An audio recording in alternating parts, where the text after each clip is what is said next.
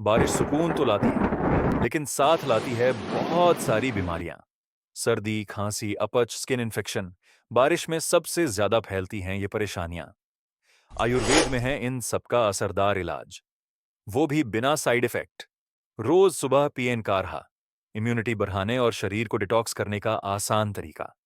हल्का, गरम और ताजा खाना खाएं। कच्चे सलाद और दही से परहेज करें। हफ्ते में 2 बार करें। तेल मालिश। शरीर रहेगा मजबूत और जोड़ों में दर्द नहीं होगा। इम्यूनिटी बूस्टर्स लें, जैसे च्यवनप्राश, गिलोय, त्रिकटु चूर्ण।